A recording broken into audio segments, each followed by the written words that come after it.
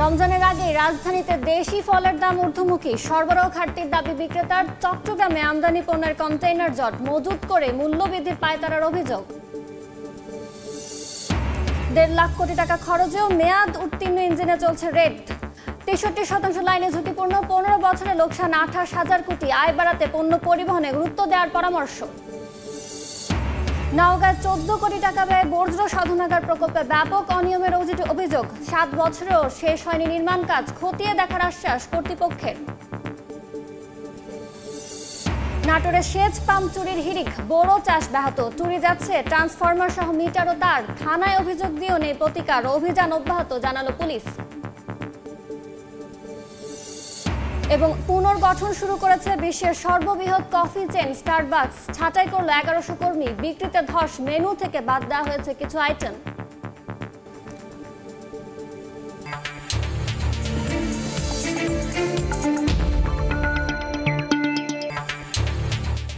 দেখছিলেন শিরোনাম। আমন্ত্রণ জানাচ্ছি দেশ ও দেশের বাইরের অর্থ বাণিজ্যের নানা খবর নিয়ে আমাদের নিয়মিত আয়োজন এ সময়ের বাণিজ্যে। আপনাদের সঙ্গে আছি আমি ইয়ানুর শিফাত। বিদেশি ফল আমদানিতে সম্পূরক শুল্ক বাড়ানোর পর এবার বাড়ছে দেশি ফলের দাম। বড়ই, পেয়ারা, পেঁপের বাড়তি দামে কেনায় ক্ষুব্ধ ক্রেতারা। বিক্রেতাদের দাবি, চাহিদার তুলনায় দেশি ফলের সরবরাহ কম। পাইকারি বাজার থেকে তারাও কিনছেন বাড়তি দামে। অন্তরা সেনের প্রতিবেদন। বিদেশি ফলের দাম বৃদ্ধির কারণে দেশি ফলের উপর চাপটা পড়ে গেছে। বিদেশি ফলের দামটা যদি কম থাকতো, দেশি ফলের দামটা কিন্তু কম থাকতো।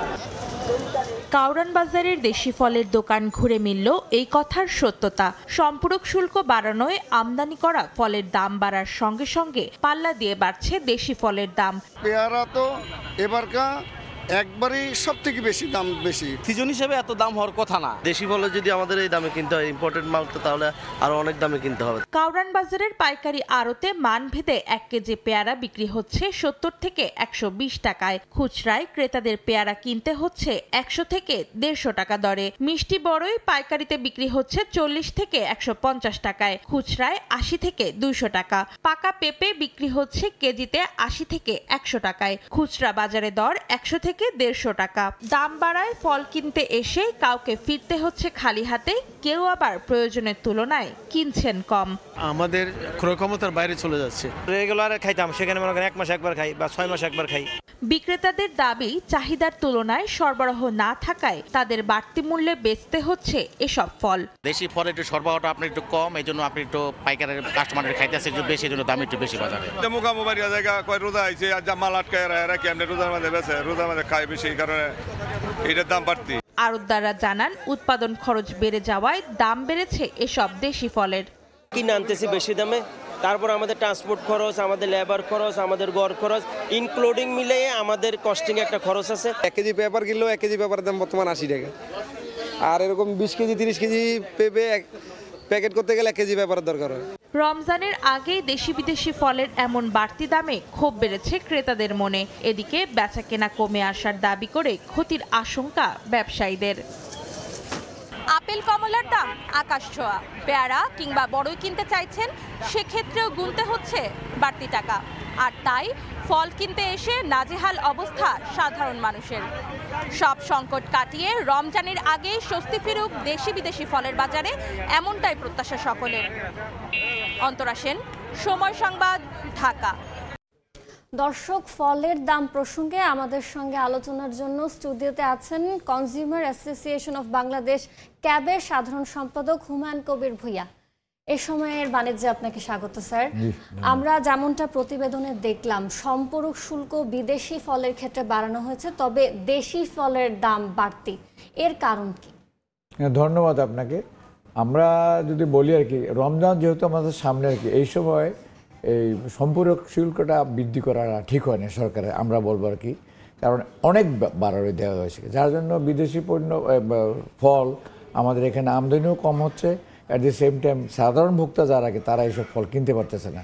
এইটার চাপটাই গিয়ে পড়ছে এখন আমাদের দেশীয় ফলের উপরে। আমরা দেশীয় ফলের মধ্যে আমরা আনারস কিনতে গেলে, এই আনারস ছিল ২০ টাকা, আমি কারণ বাজারের কথা যদি বলি আর কি, পাইকারি দরে, সেইটা এখন ৩০ থেকে ৩৫ টাকা মধ্যে হয়ে গেছে। ঠিক একই অবস্থা আপনার বড়ির বেলাও, বড়ি ছিল যেটা ৬০ টাকা ৭০ টাকা, এটা আজকে দেখলাম আমি সকালে, বললো যে ভালো বড়ি ১২০ টাকা কেজি হয়ে গেছে খুচরা পর্যায়ে গিয়ে আর কি। এবার আনারসের বেলা যে অবস্থা, পেয়ারা ছিল যেটা 80 টাকা যে পেয়ারা ছিল, এই পেয়ারা খুচরা বাজারে এখন 150 টাকা পর্যন্ত হয়ে গেছে। তার মানে বাইরের ফল কিনতে না পারার কারণে এটা দেশীয় ফল কিনতেছে।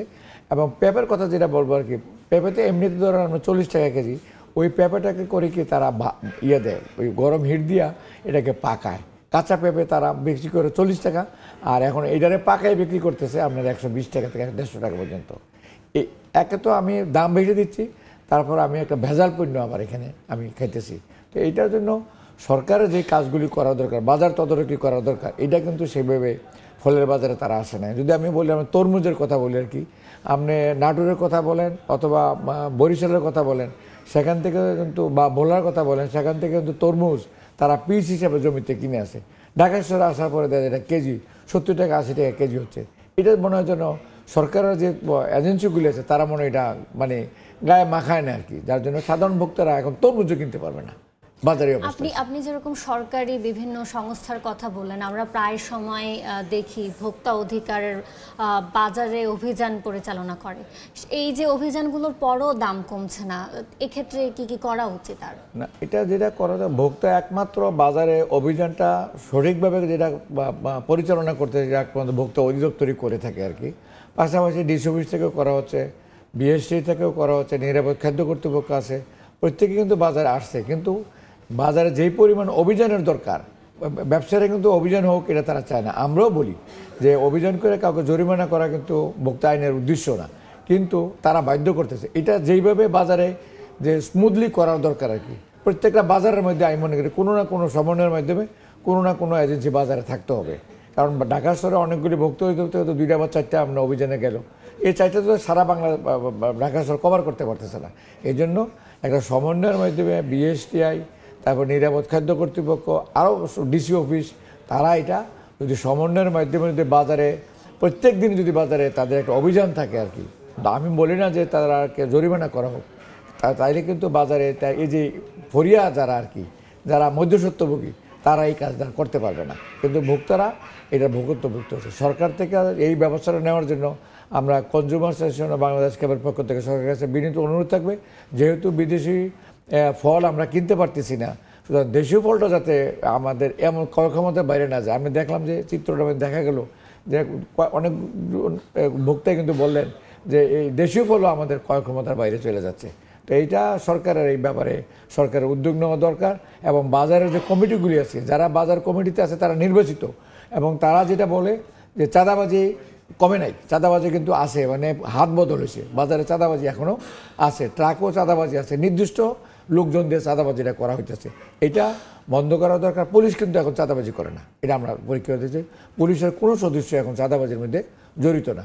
এখন যারা জড়িত তারা কোনো রাজনৈতিক সংগঠনের সাথে জড়িত, এবং তারা খুব প্রভাবশালী, তারা এই চাঁদাবাজিটা করতেছে, এটা বন্ধ করার দরকার আছে বলে আমরা মনে করি। অনেক সময় আমরা যখন অভিযান চালানো হয় দেখি, তখন হচ্ছে ওই পণ্যটি বাজার থেকে উধাও হয়ে যায়। এর পেছনে কি ব্যবসায়ীদের কারসাজি বা সরকারের কি করা উচিত? ব্যবসা, এটা তো আমরা বলি যে সিন্ডিকেট করে তারা এটা করতেছে। সিন্ডিকেট তারা এই আগের সরকারও পারে নাই, এই সরকারও সিন্ডিকেটে ভাঙতে পারে নাই, এবং সিন্ডিকেটে আমরা বলবো যে তারা মানে এমন একটা সূক্ষ্ম কারচুপি, যেটা আমরা বলি আর কি, সূক্ষ্মভাবে কিন্তু তাদের সিন্ডিকেট এখনও বাজারে রয়ে গেছে, এবং সিন্ডিকেটকে যারা ভাঙবে তারাই দেখা গেছে যে ব্যবসায়ী প্রতিনিধিরে। যদি বাণিজ্য মন্ত্রণালয়ের কথা যদি বলি, বাণিজ্য মন্ত্রণালয়ের যিনি আমাদের এখন বাণিজ্য উপদেষ্টা, উনি কিন্তু আমাদের একটা বড় গ্রুপের, আকিজ গ্রুপের উনি প্রতিনিধিত্ব করতেছেন, উনি এখানে আসছে। আমরা আশা করছিলাম যে উনি আমাদেরকে সাশ্রয় দিতে পারবে, সাশ্রয় আমরা পণ্য পাবে, কিন্তু সেই ধরনের ব্যবস্থা কিন্তু এখন পর্যন্ত বাজার আমরা লক্ষণে করছি না, আমরা কোনো লক্ষণ দেখছি না আর কি। তো আমরা যেটা বলি যে এটা ভাঙতে পারবেন না তা না, সরকার পারে, সরকার হাত অনেক লম্বা, এবং বর্তমান সরকারটা অন্তর্বর্তীকালীন সরকার, সুতরাং তাদের তো কোনো লাইবিলিটিস নেই, সুতরাং তারা অ্যাকশানে যেত, কিন্তু তারাও এখন পর্যন্ত কোনো দৃষ্টান্তমূলক অ্যাকশানে যায় নাই ব্যবসায়ীদের বিরুদ্ধে। আচ্ছা, আপনি যেমনটা বললেন সিন্ডিকেট এখনো রয়েছে, আর এই যে সিন্ডিকেট পরিবর্তিত পরিস্থিতিতে এই সিন্ডিকেট তো ভেঙে যাওয়ার কথা ছিল, এখনো সেটি কেন ভাঙেনি বলে মনে হচ্ছে? এটা ভাঙে না এই কারণে যে সিন্ডিকেটকে নিয়ন্ত্রণ যারা করতেছে তারা সরকারের মধ্যে আছে, তারা সরকারের বাইরে না। সুতরাং তারা তাদের যে নিজস্ব যে তাদের একটা ব্যবসায়ী যে একটা তাদের যে একটা আমি কি বলবো এটাকে, যে তাদের যে একটা উদ্দেশ্য আছে, ওই উদ্দেশ্যটা কিন্তু তারা ছাড়ে নাই। তারা মানে আপনার সিন্ডিকেটটা মানে কি, আপনার ছোটো ছোটো ব্যবসায়ীগুলিকে তারা মেরে ফেলতেছে, তারা ব্যবসা করতে দিচ্ছে না। বড় বড় ব্যবসায়ীগুলি এটা করতেছে, যার জন্য ছোটো ছোটো ব্যবসায়ী না থাকার কোনো প্রতিযোগিতা নেই। আমরা যদি সোয়াবিন তেলের কথা বলি, 6-7টা কোম্পানির কাছে সোয়াবিন তেল আছে, আজকে বাজারে কোনো সোয়াবিন নেই। আচ্ছা, আমরা যদি আবার ফলের প্রসঙ্গে আসি, সেক্ষেত্রে রমজান আসছে, কয়েকদিন পরে রমজান, তো এই সময়ে তাজা ফলের চাহিদা অনেক বেশি বেড়ে যায়। সেক্ষেত্রে এই সময়টাতে দাম স্থিতিশীল রাখার জন্য কি কি পদক্ষেপ নেওয়া যায়, আপনার কি পরামর্শ থাকবে? হ্যাঁ, এটা নিয়ন্ত্রণ করার জন্য সরকারের আমরা যেটা বললাম যে সরকারের মনিটরিং যেটা আর কি, এটা বাজারে থাকতে হবে এবং সাপ্লাই চেনে যাতে কোনো ডিস্টার্ব না হয়। তরমুজ আসতে, তরমুজের গাড়ির জন্য তাড়াতাড়ি এসে ঢাকা শহরে পৌঁছতে পারে, রাজশাহী থেকে নাটোর থেকে যেন তাড়াতাড়ি আসতে পারে। যেসব পণ্যগুলি বাইরে থেকে আসতেছে, এই পণ্যগুলি যাতে কোথাও কোনো আটকা না পড়ে, এটা যেন বাজারে স্মুথলি আসতে পারে, এই ব্যবস্থাটা সরকারের করতে হবে। এবং প্রয়োজন বোধে আমরা যেটা বলি, বিআরটিসি ট্রাক আছে, সুতরাং পণ্য যদি আপনার ভোলার থেকে আসবে, তরমুজ আসবে, বিআরটিসি ট্রাক ভাড়া কম লাগবে, সরকারের ওইদিকে ব্যবস্থা নিতে পারে। ট্রাক ভাড়া যদি কম হয় তাহলে সে পণ্যের দামও আমার ঢাকা শহরে এসে কম হবে। এবং তরমুজের কথা যদি আমি বলি, এটা যেন আর কেজি হিসেবে বিক্রি না হয়, এই ব্যাপারে সরকারের ব্যবস্থা নেওয়া উচিত। সরকার বলতে আমরা বোঝাচ্ছি অন্তর্বর্তীকালীন সরকার, কোনো মানুষের কাছে জবাবদিহি করার জন্য তারা দেয় না, সুতরাং তারা ব্যবস্থা নিতে পারে। এই জন্য আমরা এই বর্তমান সরকারকে, অন্তর্বর্তীকালীন সরকারকে এবং তার যারা উপদেষ্টা আছে নাকি, তাদের কাছে ক্যাবের পক্ষ থেকে ভোক্তার স্বার্থে আমরা বলবো যে আপনারা দয়া করে, আর ব্যবসায়ীদের কাছেও আমাদের অনুরোধ থাকবে যে আপনারা রমজান মাসটা কমপক্ষে ব্যবসা আপনি করবেন।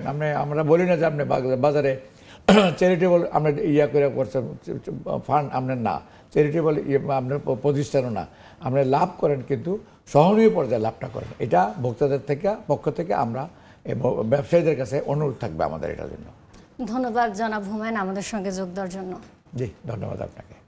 দর্শক, আমরা ফলের দাম প্রসঙ্গে কথা বলছিলাম ক্যাবের সাধারণ সম্পাদক হুমায়ুন কবির ভূঁইয়ার সঙ্গে। এবার অন্য প্রসঙ্গ। 15 বছরে রেলের উন্নয়নে খরচ হয়েছে 1.5 লাখ কোটি টাকা, অথচ এই সময় রেলের লোকসান প্রায় 28,000 কোটি টাকা। এখনও 70% মেয়াদ উত্তীর্ণ ইঞ্জিন, 60% ঝুঁকিপূর্ণ কোচ আর 63% ঝুঁকিপূর্ণ লাইন দিয়ে চলছে যাত্রী পরিবহন। যোগাযোগ বিশেষজ্ঞরা বলছেন, অপ্রয়োজনীয় উন্নয়নে লোকসান বাড়ছে। এর জন্য যাত্রীর পাশাপাশি পণ্য পরিবহন বাড়ানোর পরামর্শ তাদের। রেলওয়ের মহাপরিচালক জানালেন, 1.5 দশকে পণ্য পরিবহনে তেমন নজর না দেওয়া হলেও এবার নেওয়া হচ্ছে উদ্যোগ। নাজমুস সালেহের প্রতিবেদন। মৃতপ্রায় রেলকে উজ্জীবিত করতে গত 1.5 দশকে খরচ করা হয়েছে 1.5 লাখ কোটি টাকা। বেড়েছে রেল রুট, হয়েছে অবকাঠামোগত মেগা উন্নয়ন। তবে এসবে কোনো প্রভাব পড়েনি যাত্রী সেবা কিংবা অর্থনৈতিক উন্নয়নে। এখনো অনলাইন কিংবা অফলাইনে টিকিটের জন্য হাহাকার। প্রতিদিনই শিডিউল বিপর্যয়ে নাকাল যাত্রীরা। কটার ট্রেন কটায় আসে, এটা টাইম টেবিল এখনো ঠিক হয়নি। আগে 5 ঘন্টা থেকে 5.5 ঘন্টায় যাওয়া যেত দেওয়ানগঞ্জ পর্যন্ত তিস্তা এক্সপ্রেসে, আর এখন 6 ঘন্টার অধিক সময় লেগে যায়। স্বাধীনতার সময় রেলবহরে 486টি ইঞ্জিন থাকলেও এখন তা হয়েছে 263। ফলে মেয়াদ উত্তীর্ণ ঝুঁকিপূর্ণ ইঞ্জিন দিয়ে চলছে যাত্রী পরিবহন। 60% রেল কোচ আর 63% রেল লাইনও ঝুঁকিপূর্ণ। চালকরা বলছেন, প্রতিনিয়ত ঘটছে দুর্ঘটনা, কমছে ট্রেনের গতি। এগুলো হলো মেয়াদ উত্তীর্ণ ইঞ্জিন, এগুলো আমরা চালাচ্ছি আর কি। 3-4টা জায়গায় 20 কিলোমিটার আছে এবং 50 কিলোমিটার গতিতে ট্রেন চালাইতে হয়। 15 বছর আগে রেলের গড় লোকসান ছিল প্রতি বছর 1000 কোটি টাকা। বিনিয়োগ বাড়ার সঙ্গে সঙ্গে পাল্লা দিয়ে বেড়েছে লোকসান, যা এখন ঠেকেছে 2000 কোটি টাকায়। যোগাযোগ বিশেষজ্ঞরা বলছেন, অপ্রয়োজনীয় উন্নয়নে বাড়ছে লোকসান। স্বাধীনতার পরেও আমরা দেখেছি বাংলাদেশ রেলওয়ের যে মোডাল শেয়ার যাত্রী এবং পণ্য পরিবহনের ক্ষেত্রে প্রায় 40% ছিল, সেটা কমতে কমতে এখন কিন্তু 5% এসে ঠেকেছে। রেলকে যদি কিছুটা আয় বাড়াতে হয়, প্রথমেই তাদের পণ্য পরিবহনের সক্ষমতা বাড়াতে হবে, এটার কোনো বিকল্প আমরা দেখছি না। রেলওয়ে মহাপরিচালক জানালেন, পণ্য পরিবহন বাড়াতে নেওয়া হচ্ছে উদ্যোগ। পণ্য পরিবহনের জন্য কিছু আমাদের ইঞ্জিন লাগবে, কিছু মালামাল পরিবহনের জন্য যদি আমাদের কিছু কন্টেনারের যে ফ্ল্যাট ওয়াগন সেগুলো সর্বদা সেগুলো আমরা কিনতে হবে। 3 থেকে 5 বছর এই সময়টা আমাদের লাগবে। আরও ইঞ্জিন সংকটে চট্টগ্রাম বন্দরে প্রতিদিনই বাড়ছে কন্টেইনার জট। যোগাযোগ বিশেষজ্ঞরা বলছেন, যাত্রী বান্ধব প্রকল্পের কথা বাদ দিয়ে রেলের অফিসাররা শুধুমাত্র অর্থ খরচের বড় বড় প্রকল্পের দিকে নজর দিয়েছেন, যা একেবারে অপ্রয়োজনীয়। নাজমুস সালেহী, সময় সংবাদ, ঢাকা। এবার বন্দর বাণিজ্যের খবর।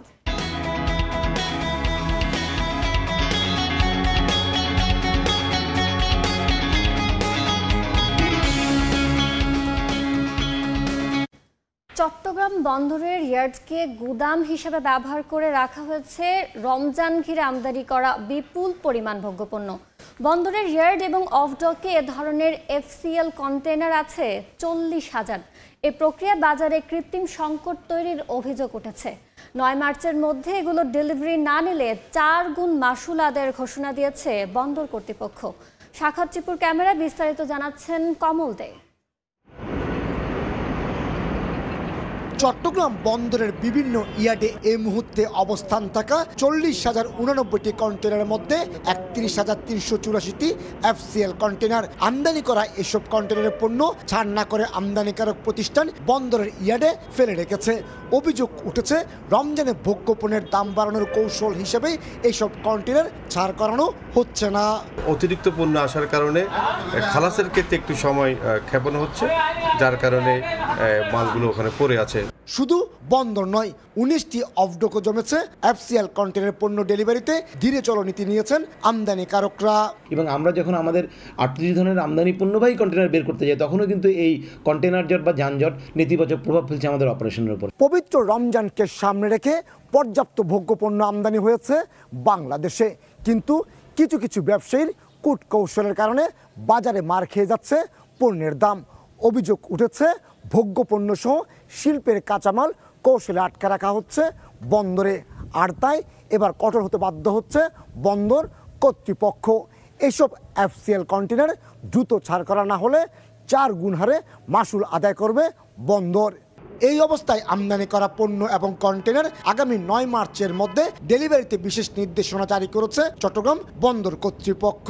নির্দেশনা মানা না হলে 10 মার্চ থেকে কার্যকর করা হবে প্রতিটি কন্টেনারের উপর 4 গুণ হারে মাশুল। কেউ যেন এখানে কন্টেনার রেখে দাম বাড়াতে না পারে কিংবা বাজারে কৃত্রিম সংকট সৃষ্টি করতে না পারে, সেজন্য আমরা একটা নোটিশ দিয়েছি। শিল্পের কাঁচামালবাহী কন্টেনার আটকে যাওয়ায় কাস্টমসের জনবল সংকটকে দুষছে BGMEA। একরকম আমরা আমাদের টাইম লাইনের যে প্রোডাকশন শিডিউলটা আমাদের লস করতেছি, প্লাস হচ্ছে ওয়ারফেন্ড আসতেছে, এইসব অনেকগুলো কারণে আমরা উই আর সাফার। তবে নতুন মাশুল কার্যকর হলে 20 এবং 40 ফুট সাইজের প্রতিটি কন্টেনারে প্রতিদিনের জন্য জরিমানার পরিমাণ দাঁড়াবে 48 এবং 96 মার্কিন ডলার। কমল দে, সময় সংবাদ, চট্টগ্রাম। ইন্ডাস্ট্রিয়াল সল্ট নাম দিয়ে চাহিদার অতিরিক্ত শিল্প লবণ আমদানির প্রতিবাদে এবং মাঠ পর্যায়ে প্রান্তিক চাষিদের উৎপাদিত লবণের ন্যায্য মূল্য নিশ্চিতের দাবিতে কক্সবাজারের খুঁটাখালী এলাকায় বিক্ষোভ করছেন লবণ চাষিরা। এই মুহূর্তে সেখানে আছেন রিপোর্টার সুজা উদ্দিন রুবেল, সরাসরি যাচ্ছি তার কাছে। সল্টের নাম দিয়ে শিল্প লবণ আমদানির একটি পায়তারা করা হচ্ছে, এমনটি বলছে লবণ ব্যবসায়ী এবং চাষিরা, প্রান্তিক পর্যায়ের চাষিরা, যার কারণে দেশীয় লবণের যে দাম সেটি কমে গিয়েছে, যার প্রতিবাদে কিন্তু এরই মধ্যে আর লক্ষ্য করছেন এখানে কক্সবাজার চট্টগ্রাম মহাসড়ক, সেই মহাসড়কের যে কুটাখালী রয়েছে, সেই কুটাখালী মহাসড়কে এরই মধ্যে যারা লবণ চাষি রয়েছেন, লবণ চাষিরা আমরা লক্ষ্য করছি এখানে দুই পাশে দাঁড়িয়ে বিক্ষোভ করছে এবং এরই মধ্যে সড়ক অবরোধ হয়েছে। সড়ক অবরোধের কারণে দুই পাশে আসলে বিপুল সংখ্যক গাড়ি কিন্তু আটকা পড়েছে আমরা লক্ষ্য করছি। এরই মধ্যে দেখতে পাচ্ছেন যে বিপুল সংখ্যক মানুষ এখানে কাপড়ের কাপড় পরেছে, কাপড় পরে আন্দোলন করছে। তারা বলছে যেহেতু লবণের এখন মৌসুম চলছে, সেই মৌসুমে লবণের যেখানে উৎপাদন খরচ 10 থেকে 15 টাকা, সেই জায়গায় লবণ এখন মাঠ পর্যায়ে লবণ বিক্রি হচ্ছে 5 টাকা 50 পয়সা। এরই মধ্যে আমরা লক্ষ্য করছি এই যে মহাসড়কের মাঝে আপনারা লক্ষ্য করছেন লবণ ঢেলে এবং তার উপর যারা চাষিরা রয়েছেন, চাষিরা বসে আন্দোলন করেছে এবং সেই আন্দোলনে আপনারা লক্ষ্য করছেন এখানে কাপড় পরে চাষিরা অবস্থান করছে। তারা বলছে হয় লবণের দাম বাড়ুক, না হয় তারা এখানেই আন্দোলন করবে। আমরা লক্ষ্য করছি এখানে শুধু লবণ চাষির পাশাপাশি এখানে যারা লবণ ব্যবসায়ী সংগ্রাম পরিষদ রয়েছে তারাও অবস্থান করছে। আমরা একটি লিফলেট বিতরণ দেখেছি, সেই লিফলেটে আসলে যেটা বলা হচ্ছে কক্সবাজারে চলতি মৌসুমে 26,10,000 মেট্রিক টন চাহিদা রয়েছে। সেই চাহিদার অনুযায়ী এখন 3.5 মাস পার হয়েছে, মাত্র 3.5 লাখ মেট্রিক টনের মতো লবণ উৎপাদন হয়েছে। এখনো পর্যন্ত যেহেতু লবণের দাম পাচ্ছে না তারা, সেই ক্ষেত্রে অনেকটাই খুবের লোকসান গুনতে হচ্ছে, যার কারণে তারা খুব কষ্টে রয়েছে সেই বিষয়টি বলছে। আমরা কিন্তু লক্ষ্য করছি 11টা থেকে আন্দোলন শুরু হয়েছে। এখন পর্যন্ত রাস্তা দুপাশে যেহেতু আন্দোলন চলছে, লবণ চাষিদের অবস্থান কর্মসূচি, যার কারণে কিন্তু এই মহাসড়কের দুই প্রান্তে আমরা লক্ষ্য করছি বিপুল পরিমাণ গাড়ি আটকা পড়েছে। এরই মধ্যে এখানে আসলে আপনারা লক্ষ্য করছেন যে সে আন্দোলনে লবণ নিয়েই আসলে লবণ ঢেলে এখানে রাস্তার মধ্যে লবণ ঢালা হয়েছে, সে লবণ ঢেলে তার উপর কাপড় পরে চাষিরা অবস্থান করছে। তারা প্রধান উপদেষ্টার কাছে দাবি জানাচ্ছে যাতে খুব শীঘ্রই মাঠ পর্যায়ে লবণের নাম নির্ধারণ করে, যাতে তাদের খরচ যে 10 টাকা খরচ হচ্ছে তার ঊর্ধ্বে যাতে মাঠ পর্যায়ে লবণ বিক্রি হয় সে ব্যবস্থা করা হয়। তো এ ছিল আমার কাছে খুঁটাখালী মহাসড়ক থেকে সবশেষ। সরাসরি যুক্ত ছিলাম কক্সবাজারে। দেখছেন এই সময়ের বাণিজ্য, সঙ্গেই থাকুন। এবার জানাবো পুঁজি বাজারের খবর। দেশের প্রধান পুঁজি বাজার ঢাকা স্টক এক্সচেঞ্জ ডিএসইতে সূচকের মিশ্র প্রবণতা দিয়ে চলছে লেনদেন। সবশেষ পরিস্থিতি জানতে সরাসরি নিয়ে যাচ্ছি ডিএসইর ওয়েবসাইটে। আমরা যেমনটা গতকালের কার্যদিবসে দেখেছি, ঊর্ধ্বমুখী প্রবণতার মধ্য দিয়ে লেনদেন শেষ হয়েছে এবং আজও প্রথম 1.5 ঘন্টায় আমরা দেখেছি মিশ্র প্রবণতার মধ্যে ছিল, কিন্তু এ পর্যায়ে এখন এই মুহূর্তে আমরা দেখতে পাচ্ছি যে ঊর্ধ্বমুখী প্রবণতা দিয়ে লেনদেন হচ্ছে এবং প্রধান সূচক যেটি হচ্ছে ডিএসই এক্স সূচক সেটি 4 পয়েন্ট বেড়ে বর্তমানে অবস্থান করছে 5272 পয়েন্টে এবং একই সাথে 4 পয়েন্ট বেড়েছে কিন্তু DS30 সূচকটিও, এটিও বর্তমানে অবস্থান করছে 1935 পয়েন্টে এবং ডিএসই সরিয়া সূচক যেটি রয়েছে সেটি 0.82 পয়েন্ট বেড়ে অবস্থান করছে 1176 পয়েন্টে। এবং আমরা যদি দেখি যে প্রতিষ্ঠানগুলো লেনদেন করেছে তার মধ্যে 150 কোটি টাকার শেয়ারের লেনদেন হয়েছে এখন অবধি এবং যেসব প্রতিষ্ঠান শেয়ার লেনদেন হয়েছে তার মধ্যে 173টি প্রতিষ্ঠানের শেয়ার বেড়েছে এবং কমেছে 122টি প্রতিষ্ঠানের এবং অপরিবর্তিত রয়েছে 188টি প্রতিষ্ঠানের শেয়ার দর। তো এই ছিল আমার কাছে ঢাকা স্টক এক্সচেঞ্জের সবশেষ খবর। দেখছেন এই সময়ের বাণিজ্য।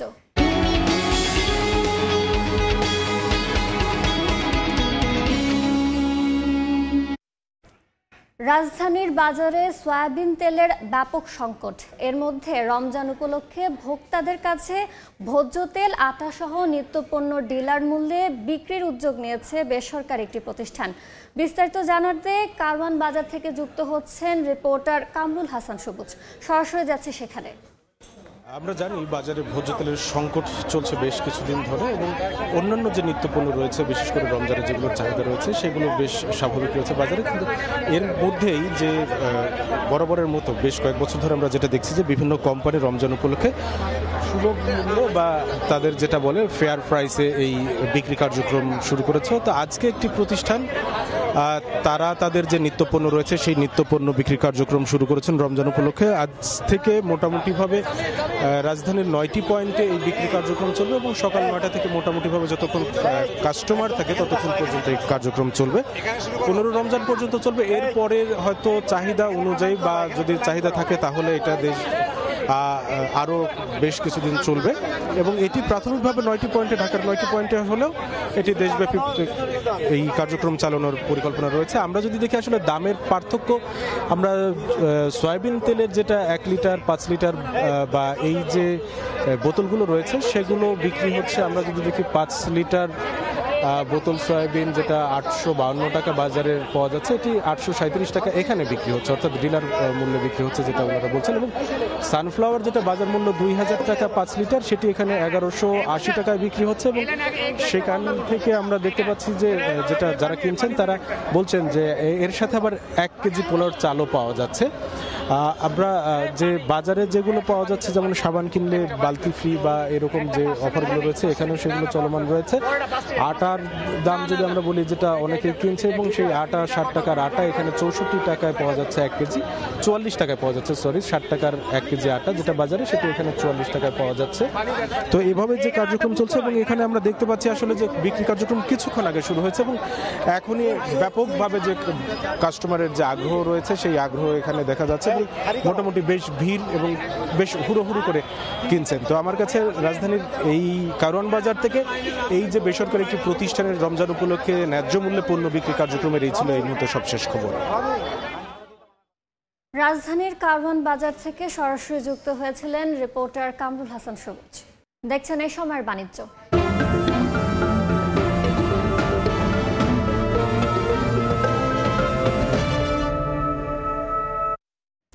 নওগাঁয় 14 কোটি টাকা ব্যয়ে বর্জ্য শোধনাগার প্রকল্পে ব্যাপক অনিয়মের অভিযোগ উঠেছে। নির্মাণ শুরুর 7 বছর পার হলেও শেষ হয়নি কাজ, আর যেটুকু কাজ হয়েছে তাও ভেঙে পড়েছে। কর্মকর্তারা বলছেন অনিয়ম খতিয়ে দেখে নেওয়া হবে ঠিকাদারের বিরুদ্ধে ব্যবস্থা। এমআর রকির প্রতিবেদন, ছবি তুলেছেন রকিবুল ইসলাম। শহরের বাসাবাড়ির ময়লা দিয়ে বর্জ্য শোধনাগার প্রকল্প হাতে নেয় নওগাঁ পৌরসভা। শহরের কোমাইগাড়ি এলাকায় শুরু হয় স্যানিটারি ল্যান্ডফিল নামের এ প্রকল্পের কাজ। ব্যয় ধরা হয় 14 কোটি টাকা, যেখানে বর্জ্য পরিশোধন হয়ে তৈরি হবে জৈব সার। তবে নির্মাণ কাজ শেষ দেখিয়ে 2023 সালে টাকা তুলে নেয় ঠিকাদার। কিন্তু প্রকল্প শুরুর আগেই নির্মাণ করা স্থাপনার বিভিন্ন জায়গা ভেঙে ধসে পড়েছে। কেন এই দীর্ঘসূত্রিকা, এটা আমরা নওগাঁবাসীর পক্ষ থেকে জানতে চাই। সংশ্লিষ্ট দায়িত্বে আছে তাদের কাছে আকুল আবেদন, বর্জ্য শোধনাগার নওগাঁ যেটা এটা দ্রুত যেন বাস্তবায়ন করা যায়, তাহলে নওগাঁবাসীর উপকৃত হবে। নির্ধারিত সময়ে প্রকল্পের কাজ শুরু না হওয়ায় মেশিন ও যন্ত্রাংশ নষ্ট হতে বসেছে। নিম্নমানের উপকরণ ব্যবহারে প্রকল্পের স্থায়িত্ব নিয়ে উঠেছে অভিযোগ। আইনগতভাবে বা তদন্তপূর্বক প্রয়োজনীয় যে ব্যবস্থা গ্রহণ করা সেটা আমরা করব। একসাথেই পতনশীল এবং অপতনশীল বর্জ্য থাকার কারণে এটা ম্যানুয়ালি আলাদা করতে যে আমাদের প্রচুর পরিমাণ ম্যান পাওয়ার লাগতেছে। স্যানিটারি ল্যান্ডফিল নামের এ প্রকল্পের কাজটি করছে ঠিকাদারি প্রতিষ্ঠান ইথেন এন্টারপ্রাইজ। এমআর রকি, সময় সংবাদ, নওগাঁ।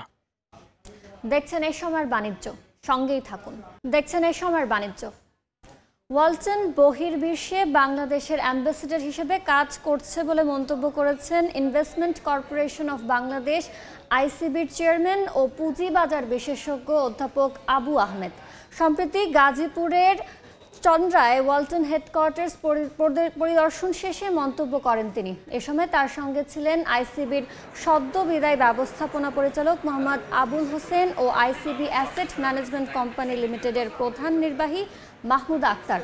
অতিথিদের ফুল দিয়ে স্বাগত জানান ওয়ালটন হাইটেক ইন্ডাস্ট্রি পিএলসির অতিরিক্ত ব্যবস্থাপনা পরিচালক মোহাম্মদ ইউসুফ আলী ও উপব্যবস্থাপনা পরিচালক মোহাম্মদ রফিকুল ইসলাম। এ সময় ওয়ালটনের product display centre, metal casting, refrigerator, television সহ বিভিন্ন পণ্যের উৎপাদন ইউনিট ঘুরে দেখেন তারা।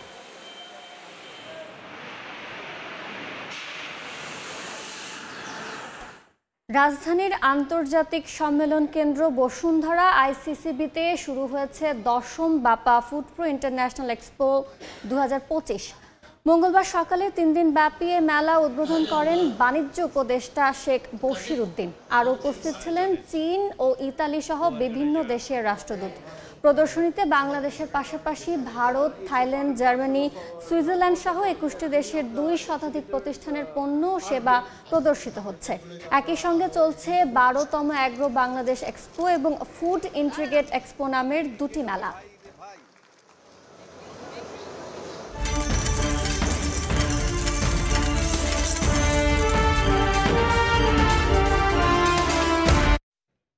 বৈশ্বিক বাজারে চাহিদা কমে যাওয়ার পরিস্থিতিকে সামনে রেখে মঙ্গলবার প্রায় 2% কমে জ্বালানি তেলের দাম, যা 2 মাসের সর্বনিম্ন। বার্তা সংস্থা রয়টার্স জানায়, যুক্তরাষ্ট্র ও জার্মানির কেন্দ্রীয় ব্যাংকের দুর্বল অর্থনৈতিক পূর্বাভাসের খবর জ্বালানি চাহিদা কমার সম্ভাবনা বাড়িয়েছে। পাশাপাশি বেশ কিছু দেশ তেলের উৎপাদন বাড়ানোর ইঙ্গিতও দিয়েছে। এমন প্রেক্ষাপটে মঙ্গলবার ব্রেন্ট ক্রুডের দাম $1.76 কমে প্রতি ব্যারেল দাঁড়িয়েছে $73.02। এটি গেল 23 ডিসেম্বরের পর সর্বনিম্ন। আর ইউএস ওয়েস্ট টেক্সাস ইন্টারমিডিয়েট ক্রুডের দাম $1.77 কমে ব্যারেল প্রতি নেমেছে $78.93। বিশ্বের সর্ববৃহৎ কফি চেন স্টারবাকস তাদের 1100 কর্মী ছাঁটাই করেছে। এর পাশাপাশি কয়েকশো শূন্য পদও বাতিল করা হয়েছে। সোমবার এক ঘোষণায় কোম্পানির পুনর্গঠনের অংশ হিসেবে সিদ্ধান্ত নেওয়া হয়েছে বলে জানানো হয়। তবে এই সিদ্ধান্ত কফি শপের ও মূল সরবরাহ কর্মীর ওপর প্রযোজ্য নয়। শুধুমাত্র কর্পোরেট কর্মীরা সিদ্ধান্তের আওতায় আসবেন। কোম্পানির বিক্রি গত বছর থেকে উল্লেখযোগ্যভাবে কমেছে। কর্মী ছাঁটাইয়ের পাশাপাশি তাদের খাদ্য তালিকা থেকে বাদ পড়েছে কিছু পণ্য। এই ছিল এ সময়ের বাণিজ্যে, সঙ্গে থাকুন সময়।